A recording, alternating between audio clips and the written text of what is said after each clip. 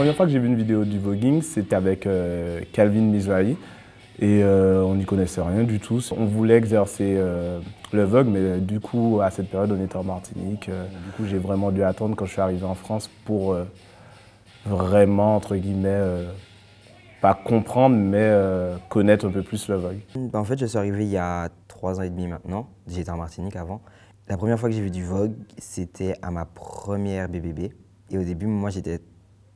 En fait, quand on arrive de Martinique à Paris, il y a un grand décalage.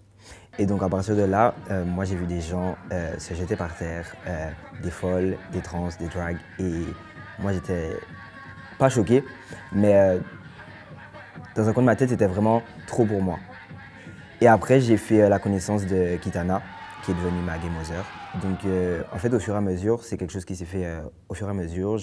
J'ai appris à les connaître, je me suis intéressé à eux et à leur univers. En 2011-2012, j'ai mon super ami Raphaël, aussi connu comme Monique Ninja, qui avait une soirée qui s'appelait la Bambata à Paris et qui était dans plusieurs lieux et qui était un peu quelque chose de nouveau pour moi. C'est que c'était une soirée pour les queers qui aiment le hip-hop et qui avait aussi comme objectif d'attirer les people of color, des personnes racisées dans des lieux de clubs transpédéguines, parce que c'était des milieux plutôt militants.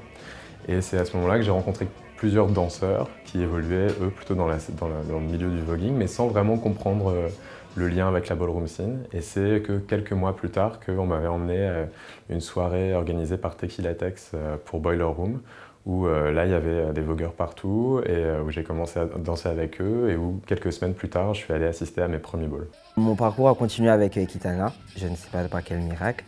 Mother Sefi voulait me prendre dans la House of Mizrahi en étant schoolboy. Schoolboy, c'est une catégorie wellness, donc ça veut dire que tu es censé blend, si je veux dire, dans la vie de tous les jours comme un jeune homme hétéro, ce que moi je ne me voyais pas du tout être.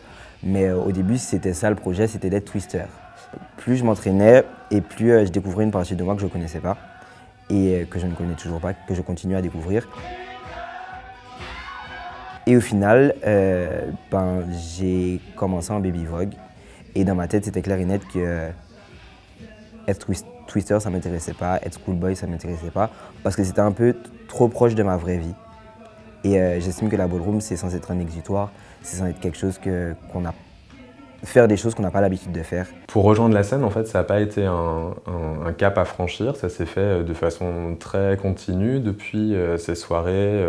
Et petit à petit, il y a un peu l'envie de se dire si je m'essayais à walk un ball un jour. J'avais un peu une angoisse sur choisir mon nom. Je voulais qu'il fasse vraiment du sens. Donc j'ai choisi Riggs en honneur à Marlon Riggs, qui était un réalisateur new-yorkais, noir, donc afro-américain et gay.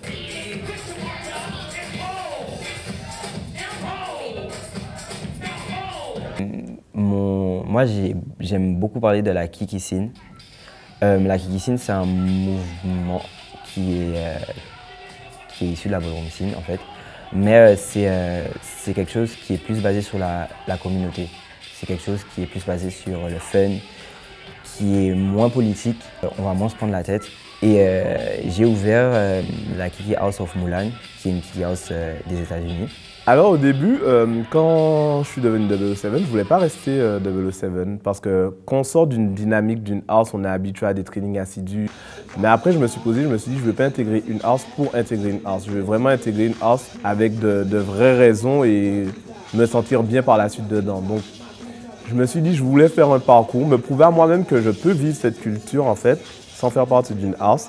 Et du coup, c'est devenu un objectif en fait. Je voulais voir de quoi j'étais capable en fait, sans avoir le soutien d'une mother ou d'un father, sans avoir le soutien de kids qui vous aident à préparer vos tenues. La culture ballroom, c'est quelque chose qui est vraiment très très riche, beaucoup plus que l'idée qu'on peut s'en faire quand on voit l'image que les médias en donnent, qui regroupe en effet ce qui est très visible, le rapport à la mode, la performance, ces mouvements que tout le monde aime bien résumer à 2 gestes alors que c'est beaucoup plus que ça et qui racontent même une histoire.